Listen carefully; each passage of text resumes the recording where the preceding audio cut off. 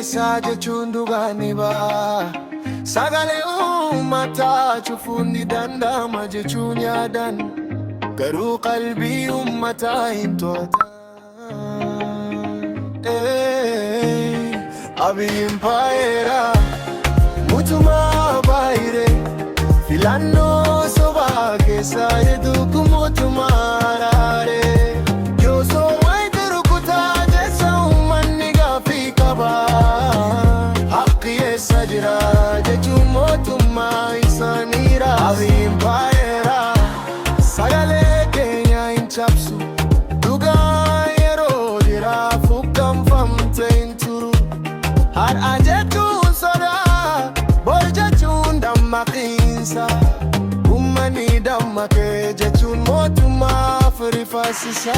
Abiyyiin paayeera kaardii filannoo qabu jechuun bilisummaa miti. Yoo sodaan keessa jiraate filannoon akka miti.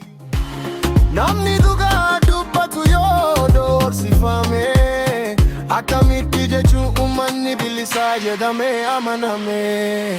Abiyyiin paayeera keessa mootummaatti maa fakkaata? Garuu keessa uummanni gaddaan mootummaa gaafata. Isawee keessa garaan keenya ibidda qaba. Kerruun sagalee dhugaa karaa irratti baasa. Dhugaa ukkaamsuun mootummaa gareeffachuu danda'a, garuu uummata dammaqe keessa sodaachuun ni mul'ata. Bum bum isawee keessa jechuun haqni ni dhufa.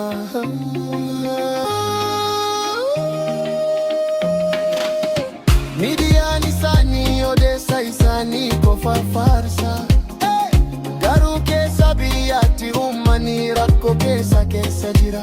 Dargaggaan hojii dhabee jireenyi ulfaataa, warri aangoo irra jiran garuu mootummaa isaanii ol kaasa. Abiyyiin paayeera abiyyiin kufa uummanni dammaqa. Filannoo sobaa jechuun dhugaani ba'a. Nagaa fi bilisummaa jechuun mootummaadha.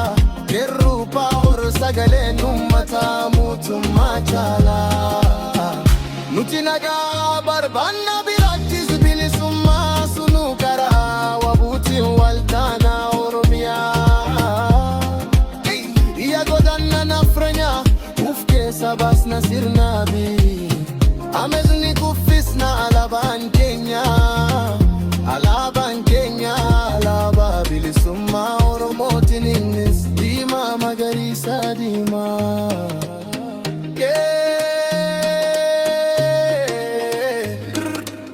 We flag is red, green, red. All Oromia country. Abidoon jani falmanna filannoo sobaa eenyu hin filatu jaalmarroo fijaawee qabna. Garuu manni keessa filannoon kuni sobaa jechuun dubbata keessa. Sagalee uummataa ukkaanfamee naafu. Dhugaan yeroo dhufu mootummaa sobaa ni cabsu. Abiyyiin paayeera mootummaa baay'ee isawee keessa